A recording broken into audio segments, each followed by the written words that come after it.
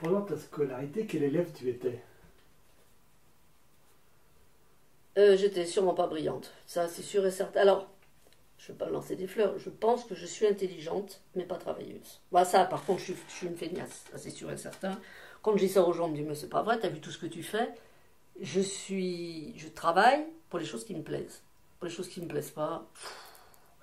Et dans l'ensemble, je suis quand même un peu fainéante parce que, tu vois, par exemple, jouer d'un instrument de musique, je m'étais acheté une guitare à 13 ans, j'ai cru que je serais douée. Donc j'ai acheté ma guitare, machin, là, bon, j'étais pas douée, donc il faut aller travailler, ça m'a plus du tout intéressé. Alors après, on me dit, mais la danse, t'as bien travaillé. C'est pour ça que j'ai pas choisi la danse classique, c'est pour ça que j'ai pas choisi, parce qu'il y a trop de travail. Donc à l'école, je pense que j'étais intelligente. J'ai de partout, capacité, mais pas assez de travail. Capacité, mais pas assez de travail. Voilà. Et quel était ton cursus? Alors mon cursus, j'ai après la troisième, après l'expérience du collège, qui était année 68, n'est-ce pas? Que ma mère était ravie que je sois enfermée parce qu'elle savait que je serais sur les barricades. Et j'ai pas pu sortir. Et puis alors en plus je me suis tenue à carreau au collège parce que dès que tu faisais une connerie, tu sortais pas le week-end. Alors pour rien au monde, j'ai été sage. J'étais sage pour pouvoir sortir.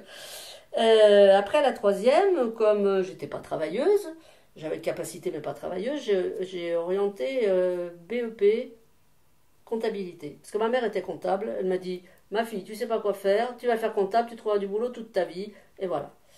Donc BEP de comptabilité, et puis au bout de ce BEP, ben, j'ai eu envie de continuer, donc j'ai fait bac comptabilité, que j'ai loupé, parce que j'ai pas assez travaillé, puis mon père est mort 8 jours avant de passer le bac, donc, mais bon, je prends pas ça pour excuse non plus, mais j'étais ailleurs. Et après, attends, oui, après, en sortant du BEP, donc j'avais 18 ans,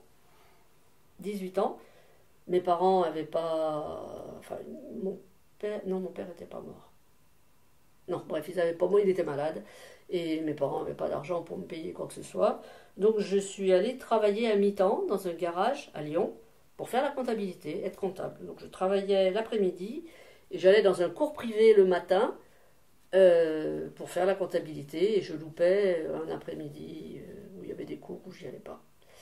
Et donc tout ça pour dire quoi qu'après à 20 ans, quand j'ai eu le bac G2 que j'avais loupé. J'ai eu aucun. Le chômage commençait à exister parce que tous mes copains de classe avaient du mal à trouver du boulot. Moi, j'en ai trouvé tout de suite parce que j'avais 2 ans d'expérience. Et ça c'est un sacré plus. Ça serait bien de le dire à plein de gens. C'est un peu l'apprentissage en fait. Parce que de partout, bah oui, mais c'est pas d'expérience, c'est pas d'expérience. Moi, j'avais 2 ans d'expérience. Donc après ce bac G2 que tu as Et loupé, ben j'ai donc travaillé, j'ai cherché un temps donc tu as complet. travaillé où? Alors, après ce garage, j'ai travaillé dans une bijouterie en gros, toujours à Lyon, où j'ai profité, n'est-ce pas?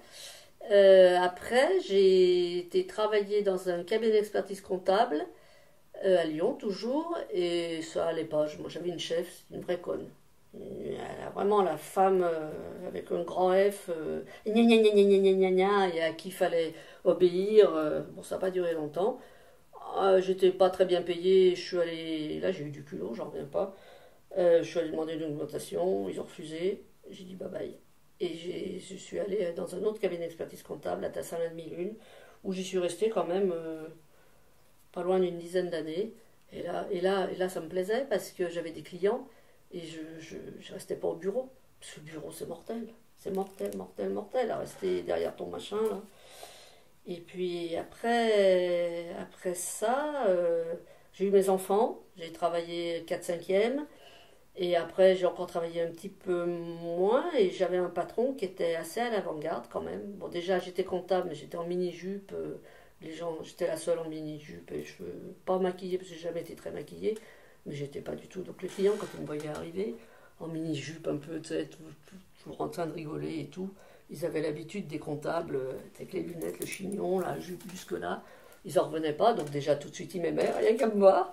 Et puis donc ça me plaisait. Et puis donc mon patron qui était à l'avant-garde, il m'a dit, bah écoutez, je vous laisse les clients, vous notez vos heures, je vous paye en fonction de vos heures, pas besoin d'horaire, parce que j'étais tout le temps en retard. 8h30, c'est quelque chose que j'ai jamais pu faire. Voilà, j'étais tout le temps en retard, donc comme ça, je menais ma vie, je faisais ce que je voulais. Et puis jusqu'au jour où j'ai arrêté définitivement. Et après bah, ça a été l'époque du divorce. J'ai monté ce salon de gym automatisé où j'ai fait faillite. Enfin, ça a été la plus mauvaise période de ma vie. J'avais 38 ans, c'est pourtant le plus bel âge. J'ai été travailler dans un restaurant gastronomique à Lyon à mi-temps pour pouvoir vivre, parce que sinon l'autre ne me rapportait pas, j'avais pas de quoi vivre. C'est pour ça que j'avais pris cet employé qui était payé à 200 € de l'heure, qui était complété par je sais pas quoi, pour me tenir le salon pendant que moi j'allais bosser. Voilà, après...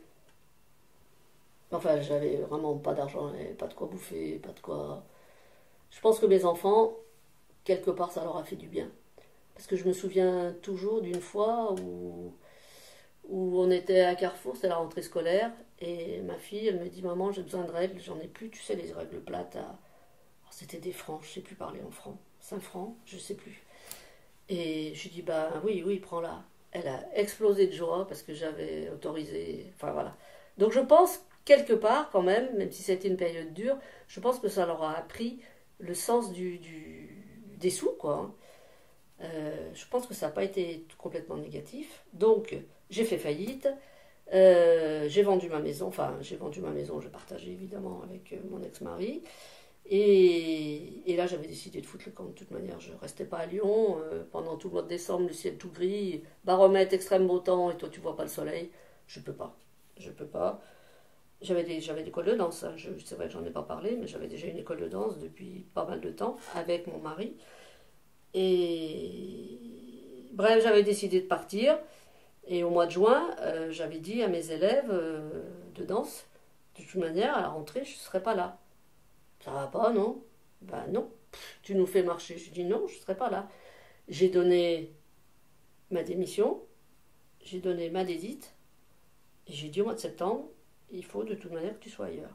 Et donc j'ai vendu ma maison, je suis allée dans une autre maison locataire pendant 6 mois, de mars à septembre, et j'avais donné donc ma dédite, ma démission dans ce restaurant gastronomique, et j'avais déjà postulé avant, je voulais aller vivre dans les îles. J'avais postulé Guadeloupe, Martinique, île de la Réunion, tout ça. J'avais rien reçu, enfin... J'avais quand même un rendez-vous à l'île de la Réunion, j'en ai profité pour faire le voyage, depuis le temps que j'en rêvais. Et je suis allée me présenter au cabinet d'expertise comptable. Finalement, ça, j'ai pas donné suite parce qu'il me proposait qu'un travail à mi-temps. Et puis, il y avait mon ex-mari qui râlait parce qu'il n'allait plus voir les enfants. Bref. Donc, j'ai dit, je vais aller dans le sud. Ça sera déjà... mon MES, je ne savais pas. Je vais aller dans le sud et je vais rester 1 an, 2 ans. Et après, je vais partir. Je vais aller vivre à l'île de la Réunion. J'avais rendez-vous avec un cabinet d'expertise comptable à Montpellier, et bon, comme quoi la comptabilité on trouve toujours, hein. Et surtout que j'avais des bonnes références. Et puis le cabinet d'expertise comptable c'est aussi un bon truc. Et donc je reviens la première semaine de septembre, mes enfants étaient avec mon ex-mari, pour aller me présenter dans ce cabinet d'expertise comptable à Montpellier, et pour trouver un appartement. 3 jours après, j'avais le boulot, l'appartement. Je suis repartie, je suis rentrée à Lyon. Le cabinet d'expertise comptable, c'était dans les machins d'Antigone, je sais pas quoi, je me suis perdue. J'avais rendez-vous à 16h, je me suis pointée à 17h30, j'ai dit j'y vais quand même pour m'excuser. Voilà, de toute manière c'était foutu, j'ai dit quand même, c'est la moindre des choses, de s'excuser. Je sonne à la porte, personne m'ouvre, la personne m'ouvre, je dis écoutez, je viens me présenter mes excuses, j'avais rendez-vous à 16h avec monsieur Untel. Et voilà, j'arrive que maintenant, je suis désolée. Et j'allais repartir, il me dit non, mais il me dit c'est avec moi, vous aviez rendez-vous. Et là j'ai du temps, je vous prends. Et hop, embauché. Pour aller travailler où? À la mine de Villeveyrac. À la mine de bauxite de Villeveyrac. Voilà, donc je repars avec tout ça, comme quoi quand même. Hein. Et la semaine d'après, c'était la rentrée des classes. Et eux, ils rentraient le jeudi après-midi. On est parti de Lyon jeudi matin. On a mangé une pizza assis par terre dans l'appartement, il n'y avait rien. Il y avait le collège en face. Ils sont présentés. Et le vendredi soir, on est remonté à Lyon et on a déménagé. J'ai fait 2 voyages dans la journée et la semaine d'après, le camion et tout et tout. Et voilà, et j'ai travaillé pendant pas mal d'années à la mine de Villerac en tant que comptable. Je pense que cette faillite et cette galère m'ont fait du bien parce que je suis sortie complètement différente. Avant, j'étais quelqu'un qui était plus matériel, qui allait à la galerie marchande de la Pardieu, qui dépensait ses sous. J'avais le début du mois, ma paye, elle payait ma carte bleue différée. J'avais presque plus de sous pour vivre. Voilà, et à la dernière télé, il y avait ci, il y avait ça. Et cette faillite m'a fait me rendre compte que finalement je ne suis pas morte, que j'ai vécu. Et les choses n'ont plus du tout été les mêmes après. Et dans un certain sens, je trouve que ça a été bénéfique. Pourtant, et en plus le divorce se passait, enfin la séparation se passait mal, on se voyait pas, on s'engueulait, et puis j'avais les créanciers et j'avais surtout peur qu'on me pique ma maison. Alors, matériel ou pas matériel, mais j'avais vraiment peur qu'on me pique ma maison. Et on ne l'a pas piqué. La chance, ce qui m'a sauvée, c'est que j'avais une multitude de dettes, mais de petites dettes. Parce que quand tu es dans la merde, qu'est-ce que tu fais? Tu empruntes, c'était les crédits revolving, là. J'en avais au moins 3. Mais tu t'en sors jamais, tu t'en sors jamais. Mais j'avais que des petites dettes. Donc c'était des francs, je sais plus, enfin je sais pas, peut-être 3 000 francs, 30 000 francs. Que des petits, tu vois, j'en avais une dizaine comme ça. Donc il n'y en avait pas suffisamment pour me piquer ma maison en fait. Donc je suis passée en surendettement des particuliers, je suis passée au tribunal et j'ai payé tous les mois pendant... Et il y en a qui ont abandonné la dette. Voilà. Est-ce que tu peux nous raconter un moment de grande satisfaction professionnelle, justement? Un moment particulier qui t'a... J'ai eu une satisfaction, alors professionnelle, je sais pas, dont je me souviens, je sais pas pourquoi, parce que j'ai tellement étonné, moi, la première. J'étais à Lyon, j'étais dans le cabinet d'expertise comptable. Devait avoir un séminaire, et on était tous à table en train de manger. Il y avait que des experts comptables, pratiquement. Et à un moment, mon patron sort alors c'est pas une blague, c'est une question où il faut donner, où vous n'avez pas trouvé la réponse. Il dit le truc, il dit personne n'a trouvé la réponse. Il dit le truc, ça sort instantanément. J'ai rougi, évidemment, parce qu'il m'a regardé, il m'a dit, mais c'est exactement ça. Mais j'ai même pas réfléchi, c'est sorti tout seul. Et ça, je m'en souviens. Ah, bon, j'ai bien changé parce que maintenant je les trouve plus, hein, les rébus et compagnie. Voilà, donc c'est pas vraiment le boulot, mais je me souviens de cette fois-là, c'était sorti tout seul, quoi, sans réfléchir. Donc c'est une logique que je devais avoir qu'eux n'avaient pas. Satisfaction professionnelle, c'est pareil, si c'est avec les relations avec les clients. Là, c'était pas la danse, mais j'avais des clients qui m'adoraient et c'était bien réciproque. C'était bien réciproque. Bon, après, on s'est perdu de vue. Mais le boulot par lui-même, Parmi les métiers que tu as exercés, lequel tu retiens? la danse. Mais c'est pas un métier. Enfin, j'ai rarement été payé quand même, hein. Mais la danse, la danse. Et qu'est-ce qui t'a... Pardon, vas-y, continue.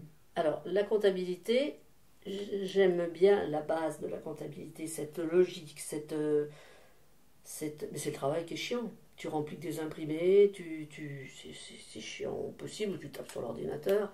À la limite, ce que je faisais à 18 ans chez mon petit garagiste, où je faisais la facture, j'enregistrais ma facture avec mes petits papiers, ça c'était intéressant. Mais après, c'est même le cabinet d'expertise comptable, tu remplis des imprimés fiscaux, c'est pas marrant du tout. Alors, faut vraiment, tu vois, à haute échelle. Mais sinon, c'est la danse, hein,